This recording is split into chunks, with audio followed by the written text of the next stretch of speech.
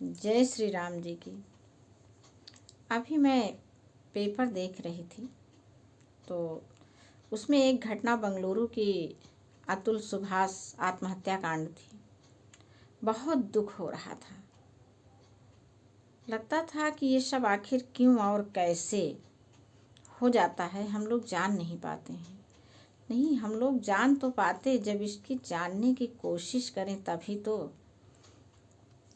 ये अपने जीवन में आने वाला हर सुख दुख अपनी ही बोए बीजों की फसल होता है।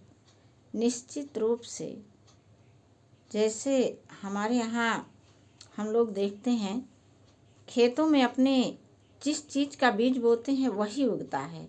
और तो और वो अकेले नहीं, एक बीज हजारों बीज लेकर के आता है।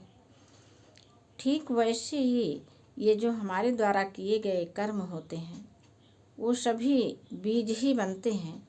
और ये बीजों की श्रृंखला जो है जन्म जन्मांतर से चलती रहती है।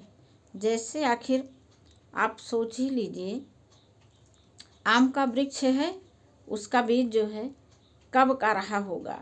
सबसे पहला पेड़ आखिर कहाँ से चला होगा।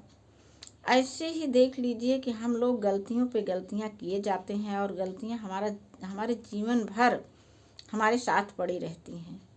अब आप कल्पना कीजिए कि हम सभी जानते हैं कि जो है कर्म बंधन जन्म जन्मांतर चलता रहता है। हम लोग कर्म बंधनों के कारण ही जुड़े रहते हैं। जब अगला जन्म भी लेते हैं तो अपने अपने कर्मों के अनुसार ही हम सबों का साथ मिलता है। अब ये जो भी रही हों उनकी पत्नी, अगले जन्म में फिर ये लोग जब मिलेंगे तो ये घटना जो है जाएगी नहीं। इसका मूल रूप जो है बीज रूप में वो कहीं ना कहीं हमारे अवचेतन मन में पड़ा ही रहेगा और फिर अगले जन्म में वही होगा। तो आप लोग एक बात हमको बस यही इतनी कहनी है कि आइए, जब जागो तभी सवेरा। अब तो हम अपने खेतों में राम नाम के बीज तो बोएं, राम नाम का आधार लेकर के अच्छे बीजों को बोने की कोशिश तो करें। क्या समझते हैं, हम लोग जो है अपना रामचरितमानस न कभी सुनना चाहते हैं, न कभी स्वयं अपने हाथों में जल्दी ले करके पढ़ना चाहते हैं। हाँ, करते क्या हैं, एकता कपूर जी के सीरियल, भूतहे नाटक, पिक्चर, इन सबों में देखो तो कैसे कैसे सब लोग उलझे रहते हैं। तो क्या जानते हो, अच्छे बीजों की फसल इनमें से आएगी। एक बार गांधी जी ने हरिश्चंद्र का नाटक देखा था, पूरा जीवन बदल गया, सत्य में परिवर्तित हो गया। आखिर जब ये सीरियल साजिश भरे, कभी माँ का बेटे के प्रति, देवरानी का जेठानी के प्रति, सास का बहू के प्रति, भाभी का ननद के प्रति, ये इतनी बड़ी जालसाजियाँ हम जब दिन रात देख रहे हैं, इसका हम पर क्या असर पड़ रहा है।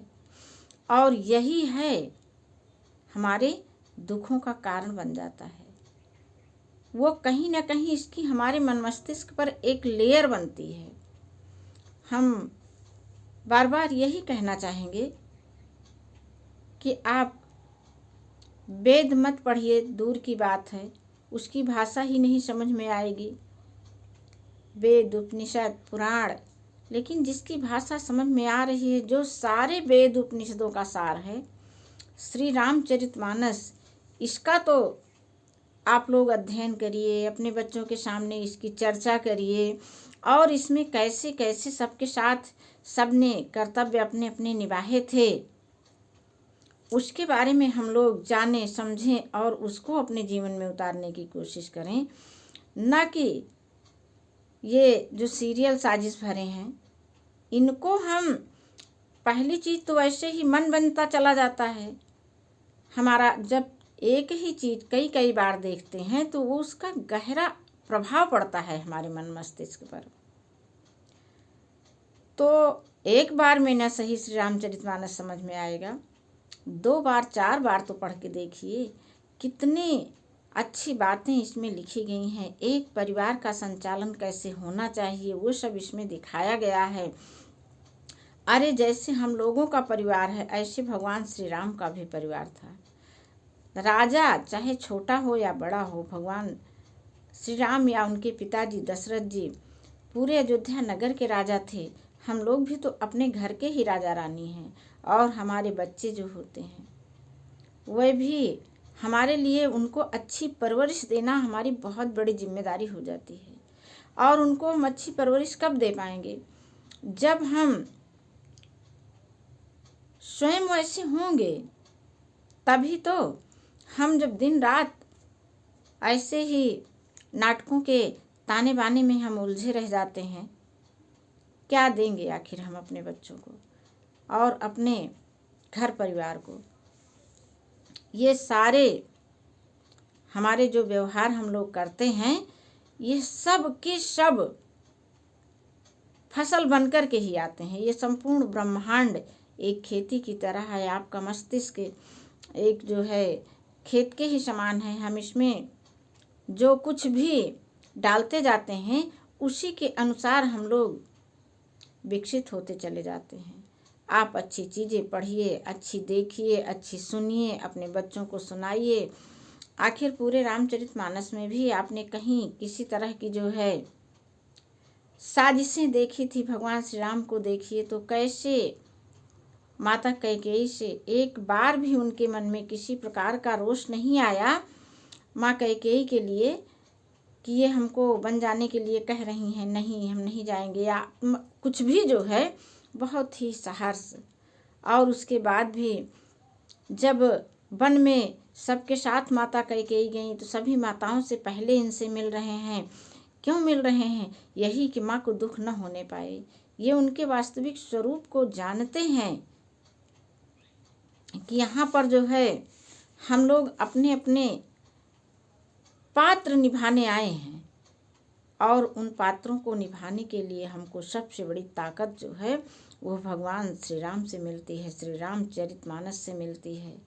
तो क्यों ना आइए हम सभी लोग अपने आप को, अपने परिवार को श्री रामचरितमानस और भगवान श्री राम के संस्कारों में ढालें, करिए। असंभव यहाँ कुछ भी नहीं है, सब कुछ संभव है। आप मेहनत तो करके देखिए। जय श्री राम जी की।